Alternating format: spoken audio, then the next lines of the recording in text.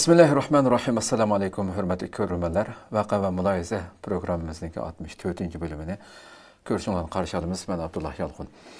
Kadirli görürmenlerimiz, hem Allah malum boğandaki biz bu programımızda her daim gün tertipteki en yığın meselelerini şu sahanın mütehassislerini teklif kılıp analiz kılan şekilde söhbet kılıp kilovatımız. Bugün mu tünügün ilanımızda beğendik. İntayın muhim bir tema elbette bizden haberlerimizi görüvatkan kıyırnaşırımız yakından bildi. Türkiye'de Türkiye Milli İstihbarat Devletlik İstihbarat Teşkilatı Xitayning intayın ciddi bir casusluk kuruhini şahikelerini bitişit kılgan haberini biz yazma haberlerimiz, simli haberlerimiz diyendek tefsili bədik, intayın xulğulu qozğan məsələ oldu bu Türkiye'de. Şu an bu casusluk kuruhinin arıq görünüş hakkında söhbət qıldığanlığımızı elan bəgəndik. Bugünkü aziz mehmanımız hemenler tunuşuq bolğan hörmətli strategiya mütəxəssisi Ankara Hacettepe Üniversitesi Tarix Fakültesi oxutucusu Doktor Erkin Ekrem təklif qıldıq. Qımmetli vaxtını çıxırıb qədəm təşrif qılğanlıq üçün, ziyaretimizi qəbul qılğanlıq üçün köp rəhmət etimiz aldı bilən. Mən rəhmət etmən, davet qıldım. Köp rəhmət. Qadirli görürmenlerimiz programımız YouTube ve Facebook kanallarımız arqalıq Naq Meydandan tarixli otudu. Ekranalda çıxıb duruyatqan nömrümüz şundaqla ictimai fikir vasitədəki əlaqə vasitələrimiz arqalıq. Programımızga alaqadar hər qanaq fikir təklif olsa, bilişinlərini, suallarına olsa, soruşunlarını ümid qılmız. Şundaqla köplügən qeyrinləşirimizin paydalanış üçün həm bəhirləb qoyuşuna, həm unutmağa istər. Biraz keçkib qaldıq 20 minutqa yaxın. Aldığındaki uçuq söhbət programımız biraz uzarab ketkenlik üçün. Digəndə şunun üçün keçirim sorayımız, qadirli görürmenlerimiz. Onda olsa bevasitə başlayıb keçsək doktor. Əlbəttə bu Milli İstihbarat Təşkilatı tərəfindən icra qılınğan, ötən həftə tutulğandı. O vaxtda isimləri bu nəsi deməyəndi, amma neçə gündən aldıda bunun bütün rəsmləri ilə birlə elan qıldı. Türkiye'nin bütün medyalarda nəhayət xulğuluq qozğan bir hadisə oldu bəramdı. Şu aldı bilən əlbəttə bu Xitayların ki, kimliki o əxtimi təfsilatda söhbətləşimiz, söhbətin davamında aldı bilən hətta ki bəlkə mən Türkiye'ye 18 yıldan beri anlağan en çok bir casusluk Xitay'a qarta ilip verilgan hareket bulunur. Cumhuriyet tarixinden belki bunda Xitay'ın ki uçuk aşkarı bunda aşkarlanan bir şekilde bu baxmağan buluş mümkün. Ben izlep tapamadım bunda ilgili bunda bolğanda. Siz bu qatımqı bu koruhunun ki bitişit kılınışıga bu hareketini umumi şekilde qandaq qardınız doktor? Hoş. Bu birinci qıdım emas. Yani bolğan bazı vaqalarını, dilolarını bunda medyaga dep bermeydi. Aşkarlamaydı. Doğru. Hal qıldı bunu. Aşkarlamaydı. Çünkü bazı meselelerini aşkarlap koysa devletler arasındaki diplomasi krizisini tıkılış mümkün. Krizisini yaratmaydıgan ya ki devletinin ki menfaatlige hakikaten çekilip gazabını qozğandıgan bolsa bunu paş ya ki paş kılıp bunu başka bir məqsəddə işletmekçi bolsa bunlarını paş kılıp verdi. İkincisi bu gruplar bir emas dep oylayman. Çünkü istihbarat yığış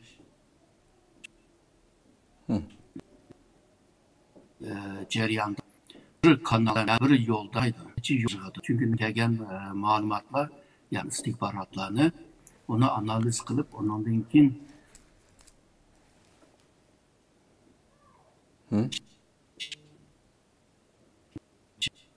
bir istihbarat malumat bununla oylayman. Bazı bu casusluk faaliyetler başka devletlerde ilip bağında o devletinin istihbarat teşkilatı bunlarını küzdürdü. Zaten neymiş kılmakçı, kim alaka kurdu, bunların ki iş kılış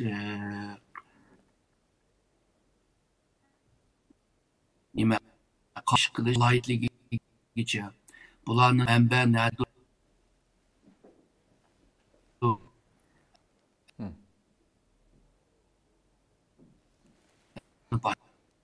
başka bir istihbarat teşkilatı, başka devletin istihbarat teşkilatı var. BAMU diyenler bazılarını takip etgende, işi tüygende ki amalsızlık paş kılışımıza kısım paş olmaydı.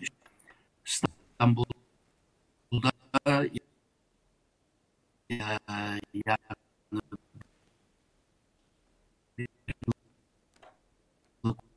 Doğru söylüyor, ciddi hasta. Ben 4 5 6 Doktor, doğru söylüyorsunuz. Bak hasta o demek. Sözleriniz üzülüp keliyordu da. mümkün. Adaylı uruş var. Ben çıkılan Torna telefondan yoki muqim internetdan qaysi ishtigarak sur'atsiz bo'lsa shunga bog'lagan bo'lsak.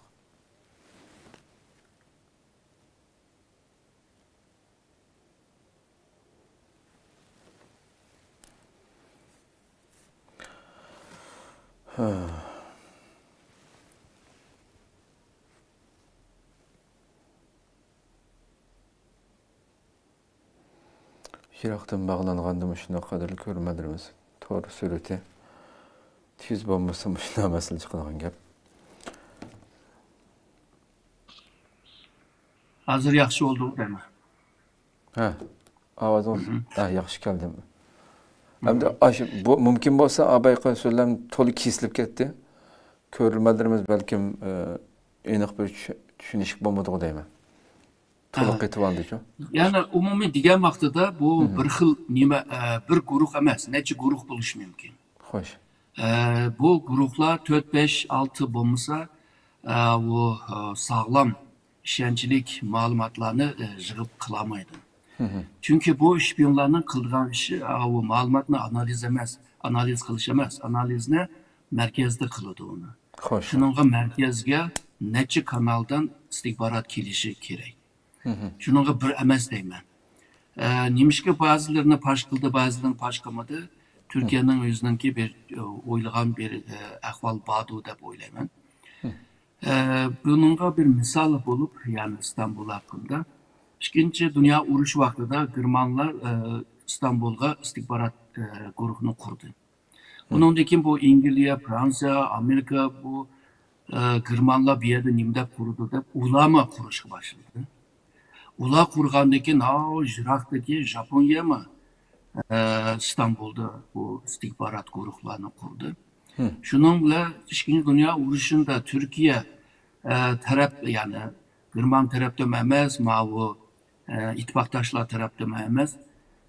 Aşında halda nurgun bu istihbarat teşkilatlar, nurgun devletlerinin istihbarat teşkilatı İstanbul'a yığılan gibi.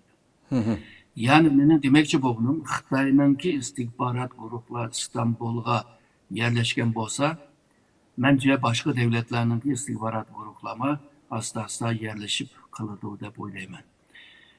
O vaxtda Türkiye'nin milli istihbarat texima iğir vazife düşüdü ve texima gece gündüz işleşke mecbur kalıdımdı.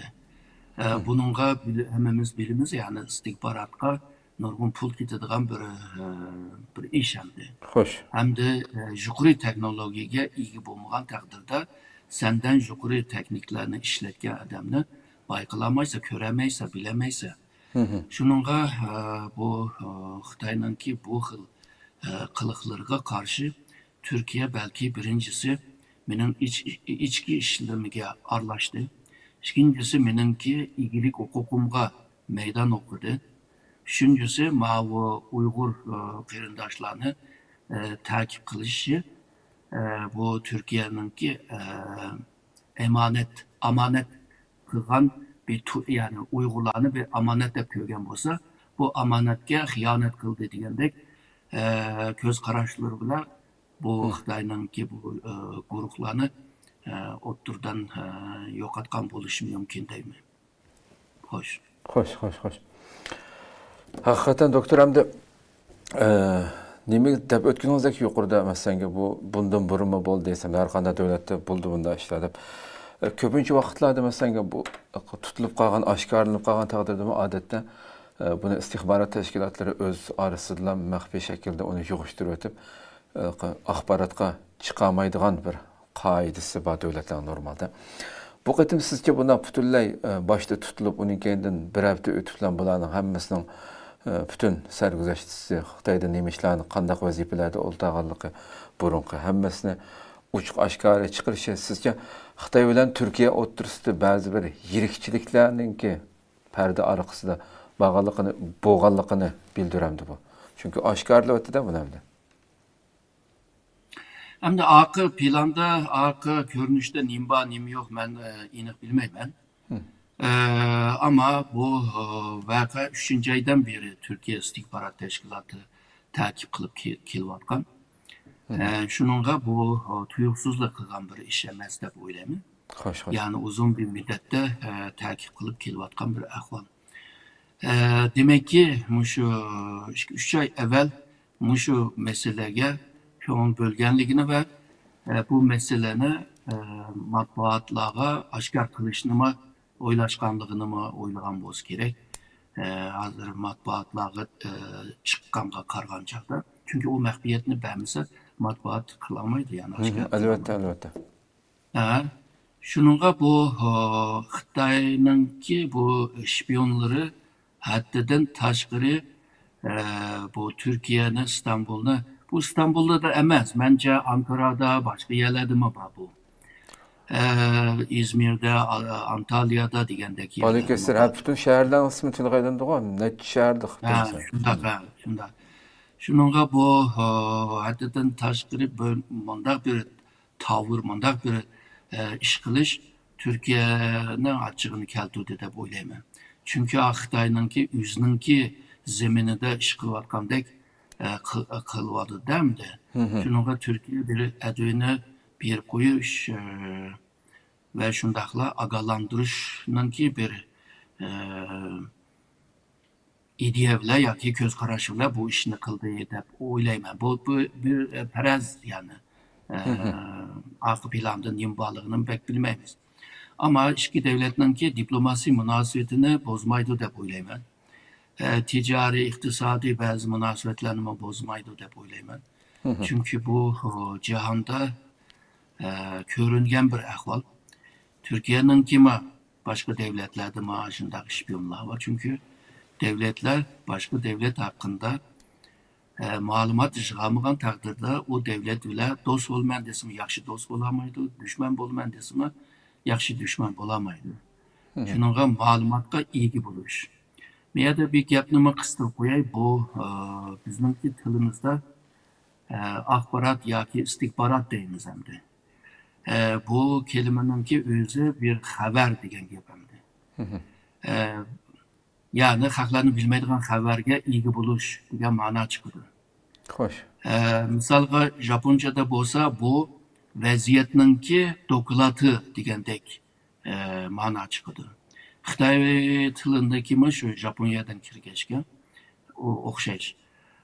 Ama İngilizce'de, Amerika'da bunu bir bilgi de alırdı. Bunu bir informasyon da alırdı.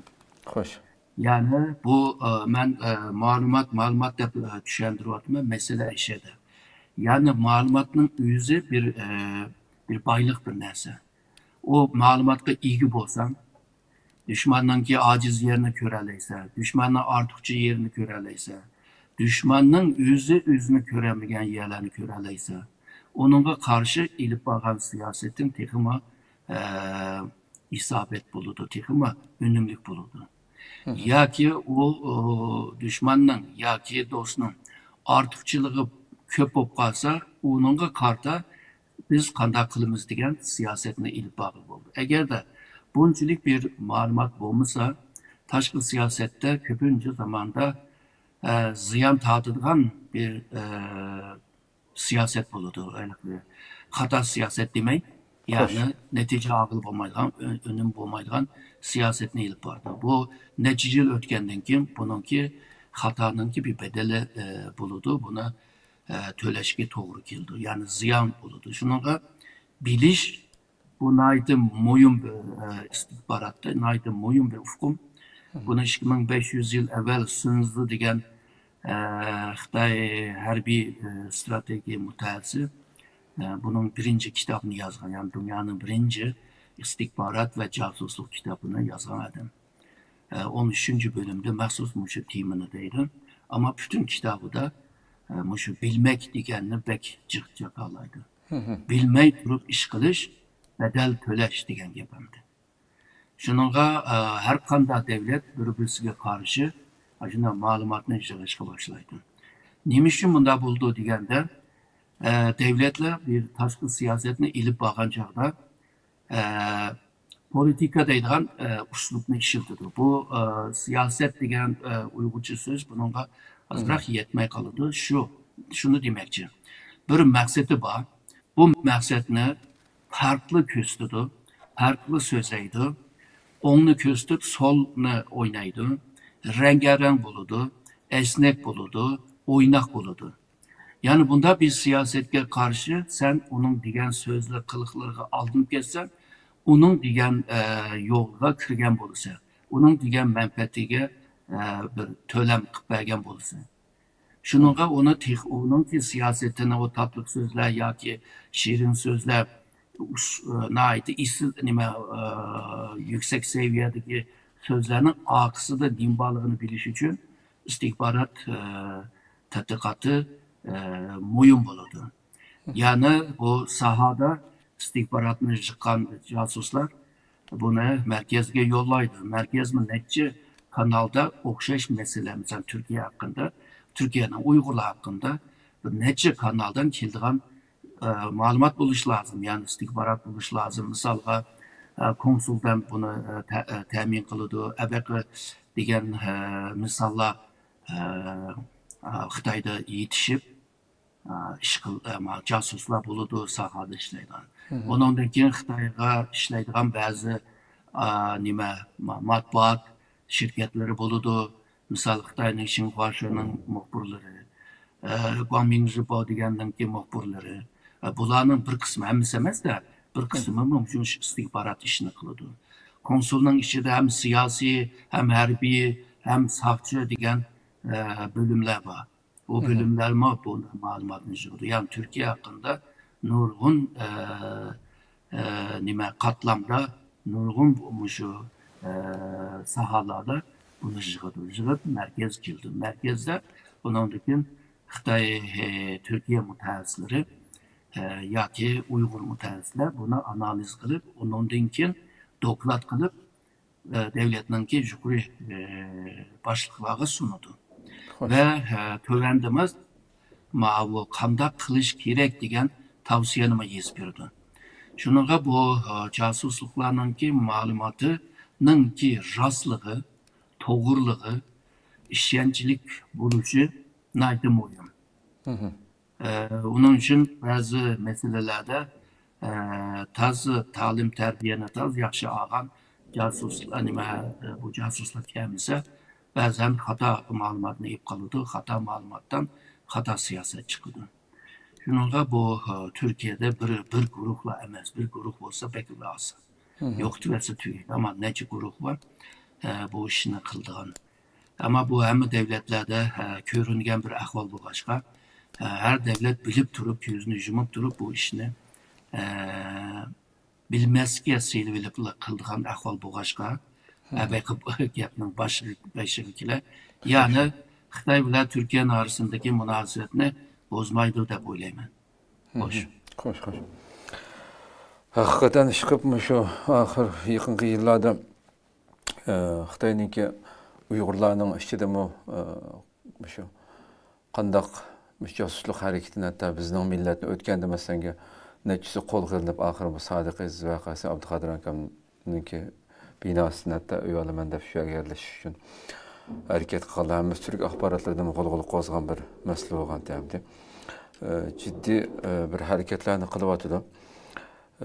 Andan keyin shu bular ishlatgan bu qatim qo'l qilingan shu 7 Xitoyniki rasmni o'tirg'a chiqib tursin. Bular işletken üsküne elbette Nayt Türk axborotini tafsili holatda tilganda asli bugungi programmamizga Shveysariyadagi hammamizga tunishib bo'lgan Abdurashid apandim Devletlik telegraf idarəsinin uçur texnika mütəxəssisi. Şuma qatnaşmaqçı başqa dövlətdə bu qalğanlıq üçün vaxtımız uzulkənməyə qaldı. Aldığımız günlərdə onun bilan bular işlətgan şu bazı punktləri Türkiyədə. Bu cihazlarınki qandaq məlumatlarını qançalik yıraqlıqda turub telefonlarımızdan ya kompüterlərdən nimalarni ep ketganligi haqida inshaalloh aldığımız kunlarda ayrim bir söhbət qilamiz, qadrli ko'ruvchilarimiz. Endi bugun bu 7 Xitoyniki tilganligi, shu qo'lga olingan. Buningki nimasiga qarasak, Turkiya axborotlarda berilgan. Astidagi bu uskunni ep kelgan masalan bu 4 Xitoy astidagi hammasi ayrim aeroplanda birisi antenasini, birisi batareyasini degandek bu uskunniki ayrım to'shig'anliqqa ustidagi Xitoyniki bu Liu Chunhua degan Xitoyniki maxsus alohida tarbiyalangan bir josusluqi bildirildi hamda. Xitoyda shaharlik hukumat ishlagan keyin biz saxta bir logistik shirkatida praktikant bo'lib ishlab bo'lgandan keyin 5 yil burun Turkiyaga avatilib, Turkiyada bu yerda bu shaykininki hozirligini qilganligi shu darajada hamda nima qildi hamda. Keyin bunu ayrım akilib mana shu yillardan buyon degan aslimi yuqori degandek nurg'un boshqa oshkorlanmaganlari bo'lishi mumkin-da hamda. Siz bu Xitoylarningki albatta tafsiliy nimalarga qaragan bo'lishingiz mumkin. Mushu Xitoylar haqida biroz sizdan anglagan bo'lsak. Hatto ma uchchi eng bosh turgan uchchi bir-birini tutmaymiz deb turibdi masalan bu so'roqda. O'xshash maydonda tutilib qolgan bo'lishiga qaramay. En birincisi bu Liu Chunhua degani şu 5 ekanamdi. Bu şpiyonlarni chet elga avatgan vaqtida necha xil şpiyonlar bo'ladi. Ba'zilari shu vaqtida berib, shu vaqtida ishni hal qilib keladigan şpiyonlar bo'ladi. Ba'zi şpiyonlar bugün u yerga yerlashtirib qo'yib, 20 yildan keyin uni ishga soladigan şpiyonlar bo'ladi. Yoki 20 yil bo'lmay 10 yildan keyin ishga soladigan ahvollar bo'ladi. Bu insanlar Türkiye'ye kelgan chaqda bu ticaret qiladi. Ticaret vasıtasıyla Türkiye'nin ham yerga boradi. Ve ticaretning vasıtasıyla Türkiye'ninki milletvekilleri bilan hatta yuqori darajadagi qatnashlar bilan tanishadi ve bir muhitni yaratadi. Bazı Xitoylar bo'lsa Türkiye'de emas, Uyg'ur jamiyatiga yaqinlik munosabat qurishga kirishishi mumkin. Uyg'urlarninki shu hozirgi tortayotgan bu zulmga hesabchilik bildirish bilan Uyg'urlarning ko'nglini og'il bo'ladi. Shuningga bu hozirgi bu siz degan bu Xitoylar qisqa vaqtda ishiltib olgan Xitoylar bo'lishi mumkin, ya'ni ishbilarmon bo'lishi mumkin. Shuningga bu Xitoyning mayli bir-birini tanimaymiz u bu degan bo'lsa, bular qanday birlikda hamkorlik ish qiladi. Ya'ni bu gaplarning bek to'g'ri emas hamda. Hamda Turkiyaning istihborotmi nachar bir istihborot tashkiloti emas hamda. Osmanlı vaqtida tashkiloti maxsusa nomida shu nima Braziliyadan shu Indoneziyaninki Sumatra degan orolgacha shunday odamlarni avatgan. O'rta Osiyoga, bizning mamlakatga ularning bir an'anasi bor. Yalnızlar şu iqtisodninki ojiz bo'lib qolishi, texnologiyada ojiz bo'lib qolish qilib bo'lyapti ama undan nachar emas. Mossadninki bo'lsin, CIA'ninki bo'lsin, josuslarni Turkiya tutib bir nimalarni qilyapti, ya qaytib beryapti, ya da Turkiyada so'layapti. Yalnızlar Xitoyninki emas hamda, Angliyaninki bor. Shuningga Turkiya bu yetisini tutgan vaqtida bular hakkında çokum hazır sizden menden mi çık malumatga ega deb o'ylayman. Yani bilip durup bularni tutgan gap. Bular belki mahkemede yoki Türkiye'de sotlandigan bo'lsa, mahkemede shu gaplarni deydi, biz birbirimizni tanimaymiz. Biz shunday bir do'stim ash odamga shu malni bervat dedi, shunga og'ash keldim bervatdim. Amma nimani bilmayman deb turilishi mumkin. Ama mahkememe şu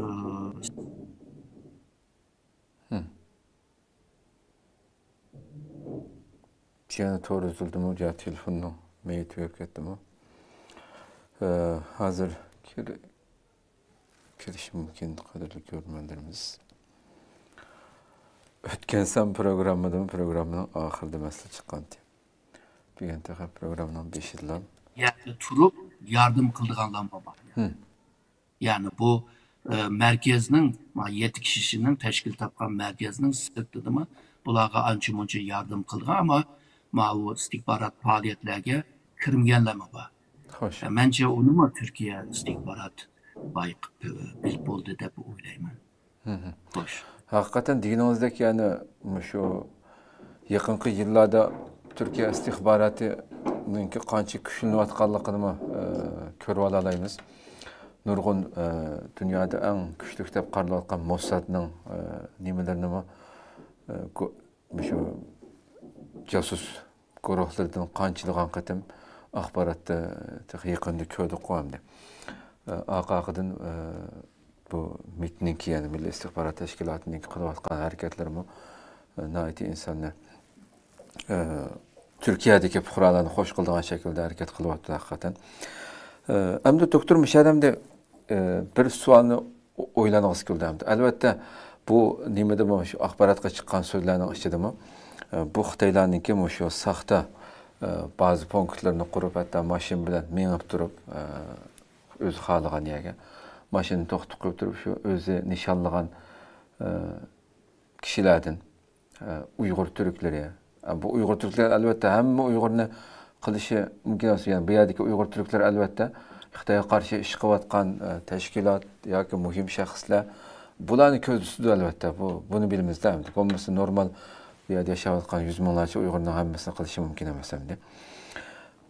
Ham shu Uyg'urlar bilan yani munosabati bor Türk davlat xodimlarini uning ma'lumotlarini butunlay elib bevosita Xitoyga yo'llaganligi tilga aylandi. Endi sizce normalde istihbarat degan shu bilindirmay qilish qo'yamdi. Yani texinbek Türkiye'de mesela çandırmaslık için, sezdirmaslık için normalde özü terbiyeligen mesela Uygurlarını işletse bu Xitayning o'rniga texinbek erkin hareket qila oladi qo'yamdi. Sizce bu özünün Xitaylarni bevosita avatishi sizce bu nimani bildirdi yani? Texinbek bularning hareketleri texinbek pashib qilishiga texin yaqinda. Bu istihbaratta en mühim bir hukum mahbiyet. Her kanda bir casus bu casuslukla başlayan vaxtıda onunla qasam işkizib şu mahbiyetini tutulğanını deydi ve tutamısan ölüm deydi. Şununla bu mahbiyet naydı mühimdi. Bu mahbiyetini tutuş için Xitayga işindendi. Çünkü Xitay'ınki şu siyasi medeniyetinde bu menden bo'lmagandan ki jürgimi farklı deydigan bir gap var Xitayning. Yani şununla bu Uygurlarga işinip ketmeydi. Bu birincisi. İkincisi Uygurlarni köplep şu istihbarat casuslukta yaxshi terbileyen emas. Köpünce zaman şu Xitayning bir casusningki usta bir casusning qo'lida işleydiğin Xitay Uygurlar var. Yani Uygurlar dahi o usta bir casusluk seviyeye egegenleme pek çıkamaz, sahne çıkamaz. Bir vaxtlarda İstanbul'a Xilicik aşındaki Uygurlar kep gitti. Ama mavu bizde vatkan istihbaratçılar emas. Ular mavu Türkiye'de dese haberci deydiganlardandır Uygurlarca. Hoş. Şununla hem Uygurlar işlenmeydi hem de terbiyelengen Uygurlar köklemedi. Ama bunun kim belki Uygurlarını işletişme mümkün. Bayasız iki sebepten tüpeyle Türkiye'nin ki Uygurlarını takip kılış, Türklerini takip kılış. Belki şu bizge işlep yırdıgan Uygurlar kaysi de belki ulanı mı takip kılıvadıdı. Ya ki bu dava işleri hiç anlaşmagan bazı Uygurlar ihtimal potansiyel bulup bu bizge işlep yırdıgan Uygurlar dep onu mu takip kılgan buluş mümkün. Çünkü kol telefonga kirgenden keyin Onunki kompüterga kirgandan keyin onun hamma nimasini bilalaydi. O telefondagi resimlar, o yozishgan gap so'z, resim, foto, resimlar, onun bunun bilan tushgan resimlar. Va Xitoyninki ta'kid qilayotgan mundaqligi tirnoq ichida deyapman, terrorist degan odamlar bilan resim tushib qolsa, unimi ashunda ta'kid qiladi, endi uni. Da'voga aralashmagan taqdirdami. Çünkü o'tgan programda dedik, Mao CIA'ninki bir mutaxassislarning bir so'zi bor. Yani her insanınki bir bahası vardır. Çünkü xil-xil yo'li bilan bir odamni qo'lga tushagili bo'ldi. Çünkü inson bo'lg'achqa. İnsan bo'lg'achqa bir ojiz tarafi bo'ldi. Zafiyat bo'ldi. Her xil bir-birisi bilan o'xshamasmi ularninki ojiz. Ama onu tepki algan takdirde ebekip kompüterga kirip, kol telefonga kirip, o acizlik tarafını ya ki üşürvatkan bir mahbiyetleri bolsa, onu tepki alsa, onunla şantaj kıldıgan gap, yani seni zorlaydıgan gap, kıynaydıgan gap, ben bana paş kılımen, bu sen birisinden manda pul yaptı, sen ayal bile manda münasibetim var ki, o bu dep durup, onu kulu düşürüş, onu mecburlaş. Yani çıkıp kelgende ko'ziga tushgan yoki planlagan har qanday Uyg'urni ta'kid qilish. Ishlatgan uslubimi bakma nocha uslublar emas, ya'ni mashinaning ichiga asboblarni silib ta'kid qilish. Ba'zilari shu Turkiyaninki telefon bazisidek qilib Türkiye'nin o bina, o trek, o yak bir yere bağlanan ahvallar var yani çetelindeki. Binanın üstüne koyup gibi yani. Anda ahval var çandurmayı koyduğun. Xitay'ınki hem de o nimdeyimiz hareketlik, mobil hareketlik bu başka. Teşkilatlarının yeniga beriş üçüncü mü? İhtimali biraz tüvenlişidir. İkincisi manevra tarafıma bir kabiliyet buldu. Misalga Abdülkartlı yapacağını takip kılmen dese, şu işğalının, öyünün etrafına maşinini tutup koysa, onun emrinimini takip kılalaydı. Teknoloji yükselgen siri, onun denkim bu tihimi jirahrak yerde turup mu takip kılalaydıgan ahval buldu. Hazır bu biz bilmeyle misalga biz telefonla internetga bağlangan bu telefonlarımız pultu öyle. Bazı yerde bunda açımız, nimege dikkat kılmayımız da ama neye bağlandı da. Bazen sen kaçılıvagan şu internet bozma, bu maşinden çıkan o internet signal seninki kol telefonga kirişimi mümkün. Sen üzerininki internette açsa ama ayada nime iş kılgan bolsan ayakka yollanır demdi.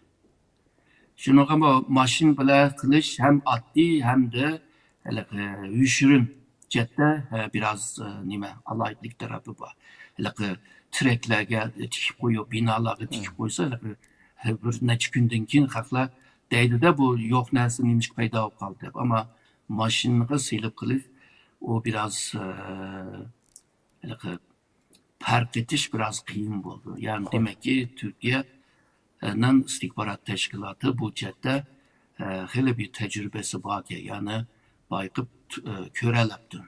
Hem de bunda ahval var. Mesela Amerika'da hazır hem Xitay emas hem de Xitay'ınki köpünü aşında işpiyon dep kördüğün bu kaldı. Hem de bu Trump kakşap sözlep belgeçke hem de bu Türkiye'nin Amerika'nın istihbarat teşkilatı. Amerika'da 17 istihbarat teşkilatı var. Birisi bilemisi birisi bilir değil mi? Kelgen Xitay okugucu, şu Xitay'da yaşavatkan Amerikalık boğan Xitaylar, Xitay üçün işlevatkanlarını aşına bilvaganda. Şununla bu Amerika'da Xitaylar köpü aşında işpiyonluk kılıdığı da bir düşünce peyda oldu.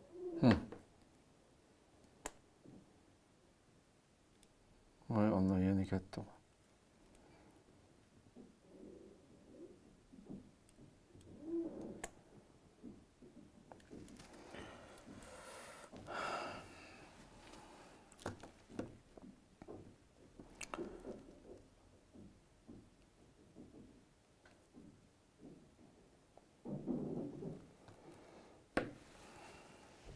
paydo bo'ldi.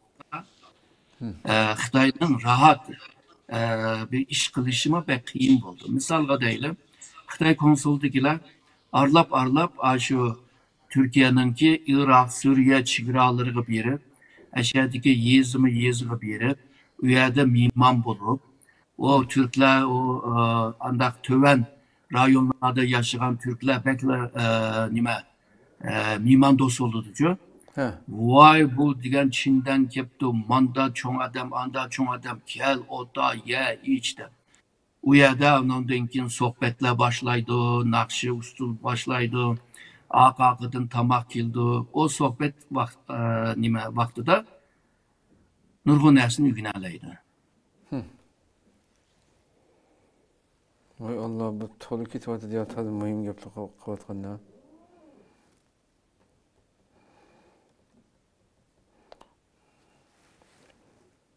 Xitoyning ba'zi punktlar miyaga ta'sir qilmaganda Erkin efendimga. To'lib bizning suhbatimiz o'zish uchuncha.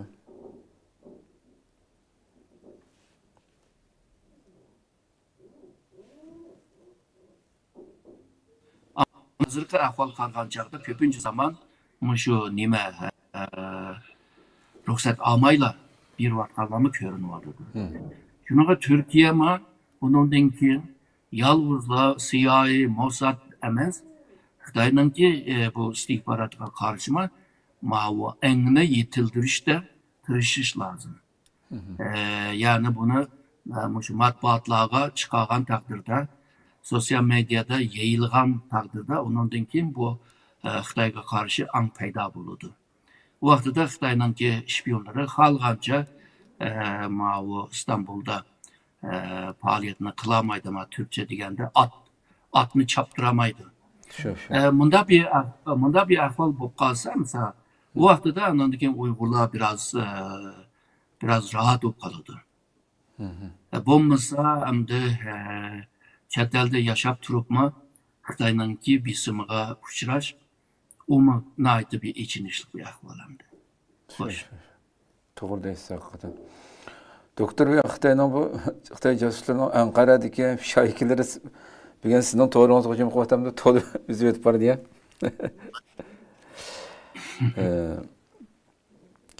Haqiqatan bu Xitoylar balki men shunday o'yladim yani.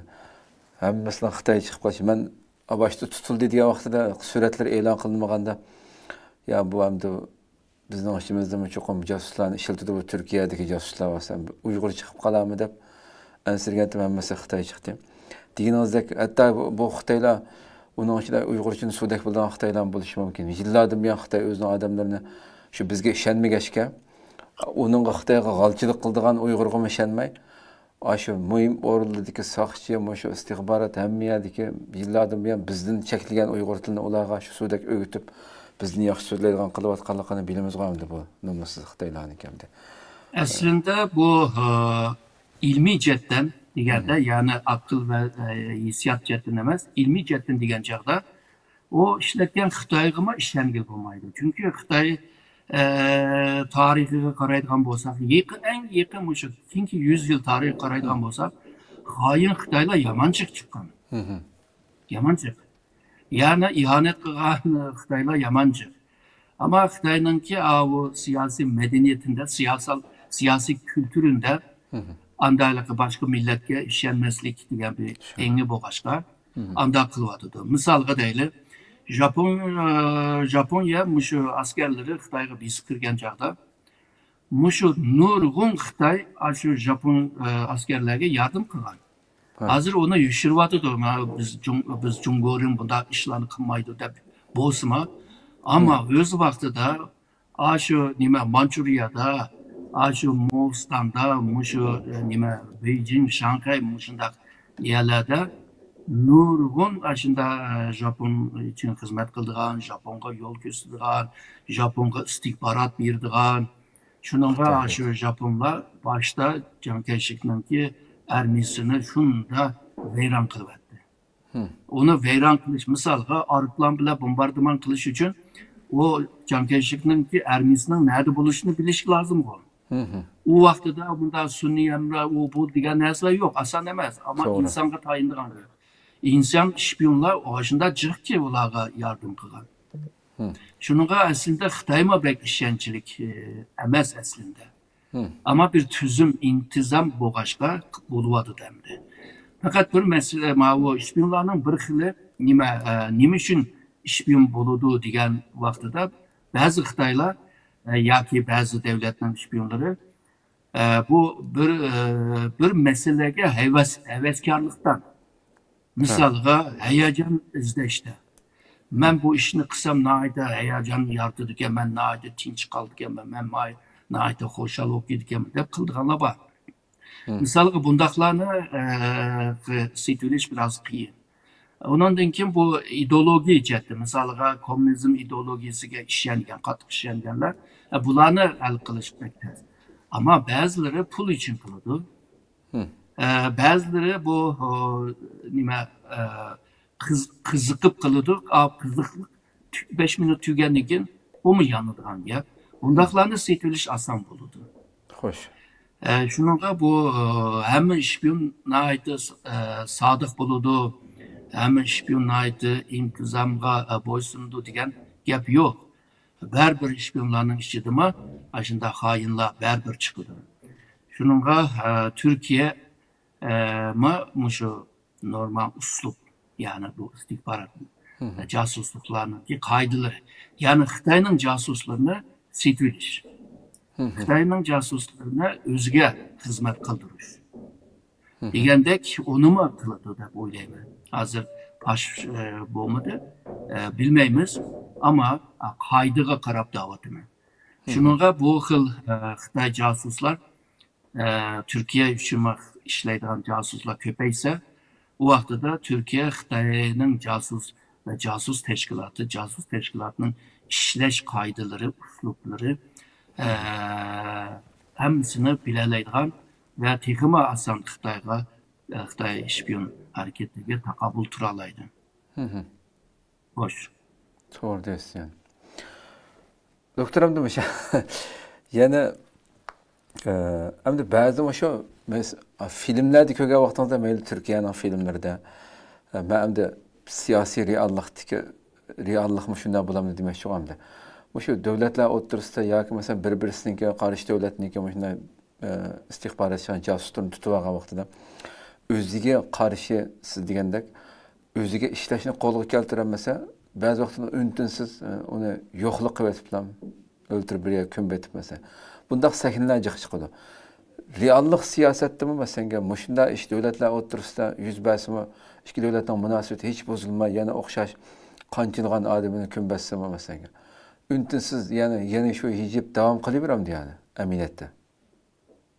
Shunda misalga ba'zi jinoyatlar bilinib qoldi misalga. Kömbetken yerde misalga bir ish berib taplab cesetini çıkardı. Yani paş oldu. Ama o delonu izlengen vaqtida hiçbir izdirekni tapamaysan. Hiçbir delil ispat tapamaysan. Eğer de bir delonun izdireğini, akı planını, şöyle münasebetlik hiçbir malumat tapamazsan o işini istihbarat teşkilatı kaldırırsın. Çünkü bula mütehassıs boğaşka her kanda eleki çiğnip kaldığan malumatlarını hemen yığıştırıyordu. Bilmeyle kaldığan. Faili meçhul cinayetleri deplam. Şununla bu cihanda bunda ahvallar yaman çık. Bazıları cinayetke ölüp tügep gitti ama oturup çıkmadı neyim boğanlığı. Çünkü istihbarat teşkilatı bundaq bir hukukunu belge. Nurgun devletlerde şu istihbarat teşkilatıga operasyon yani hareket kılalaydıgan, belki faaliyetini kılalaydıgan hakkını belge. O hukukunu belge. Şununla o işini kılgan bozma kanunluk buludu.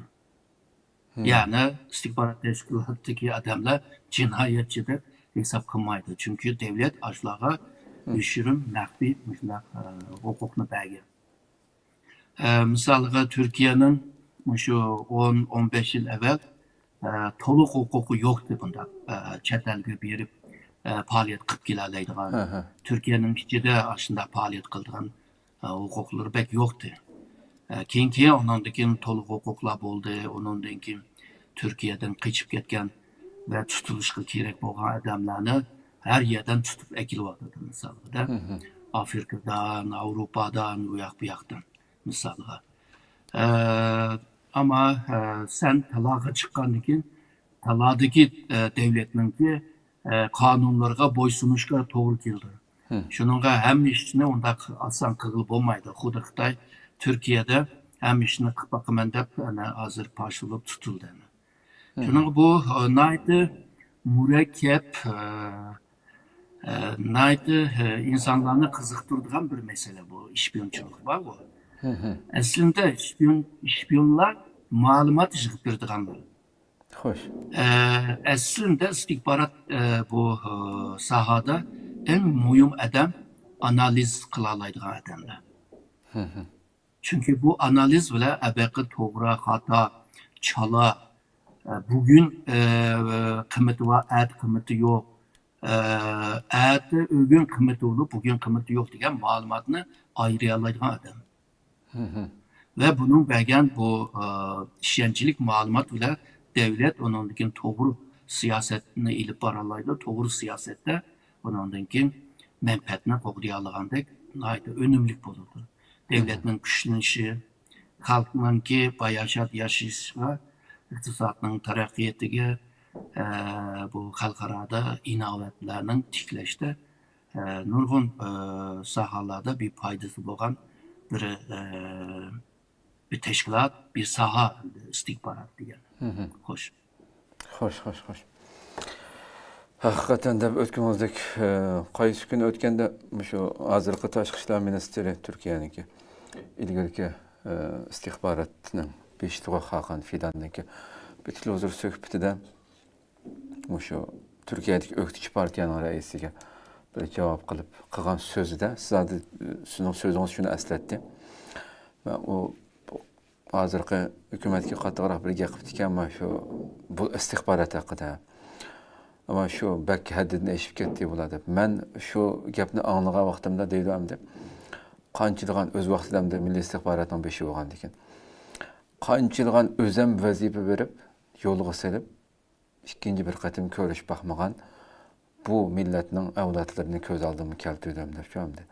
Demek bu yolda, bu devletin yolda yani bir vazifelendirip yolga selip koyup ikinci qaytıp kelenme diyen gap şu yerde şehit oldu diyen gap tamamdik.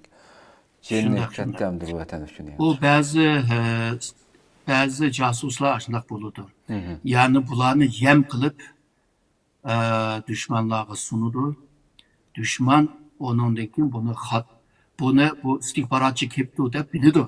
Çünkü yem bulup muş istihbarat bana evet yok diyen ne Xitay demine karşı taraftaki rakip bilvalıdı. Aslında onun aslında hüşürün yani bir istihbarat faaliyeti var.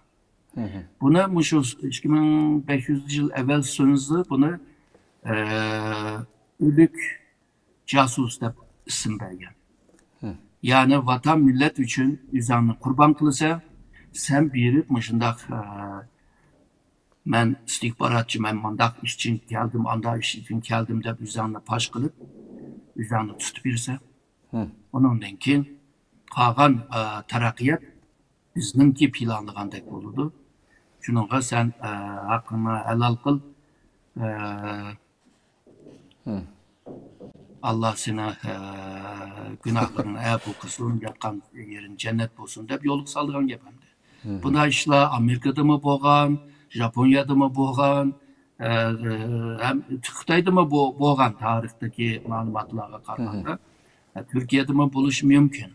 Şununla bu istihbarat teşkilatı işleyenler gece gündüz 24 saat işleydiği ahvallar bulundu bunlarda.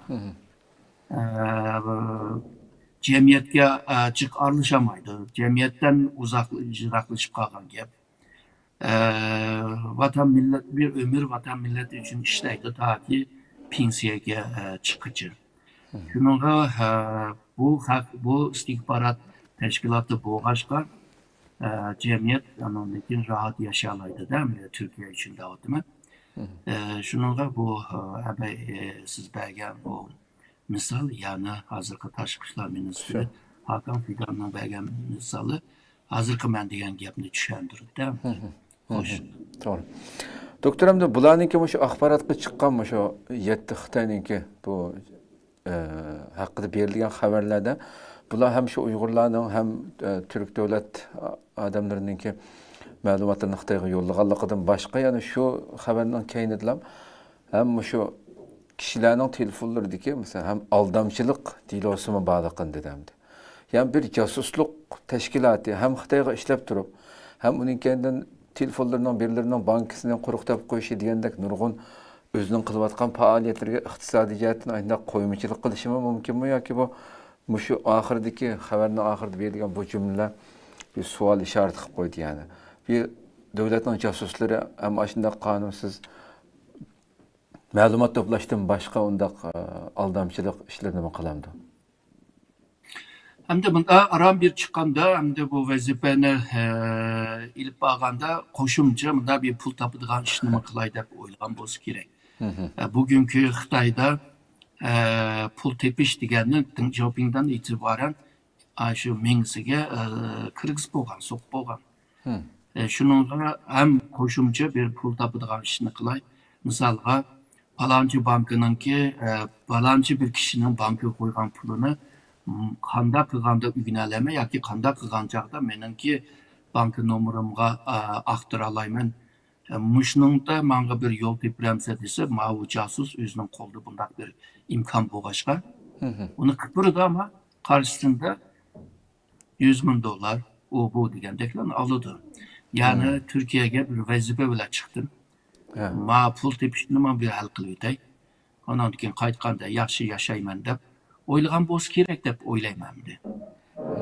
Bo'lmasa buni tushuntirish biraz qiyin chunki siz epey savolni so'rgandek. Evet. To'g'ri. Andikin yana shu kuni o'xshash kunda yana bir Turkiyaniki masalan shu bu hamda shu siber masalan tor aldamchilik deb Xitoyning davlat xalqqa g'oyat zo'r aldamchilik guruhi betish qilindi deb bu istihbarat 7 Xitoydan boshqa bu 70 necha jinoyat gumondori tutildi dedimdi. Xitoy markazlik u Turkiyadan bir yilning ichida $500 million qaqti so'qti qilganligi, dunyo miqyosida bir yilning ichida $12 milliard dedi. Bundaq bir jinoyat shoykisi hatta Kambodjada majburiy o'sha Turkiyadagi nurg'un yoshlarni aldab yaxshi xizmat u bu deb olib ketib u yerda pasportlarini tortib olib degandek Xitoyga olib borib boshda Xitoydan keyin Kambodjaga yo'llab u yerda so'laplama shu bu jinoyatga ishlatganligi haqida xabarlar chiqdi masalan. Bu 70 ning qanchasi Xitoy hamda uni oshkorlami demdi. Bundaq bir jinoyatlar bo'lyapti. Buningga shu oxirida bu vaqtga tushunchangiz bersangiz. Hozir siz bergan misol ma'vu biz davatgan Uyg'urlarni takip qilgan shpionlar bilan o'xshamaydi.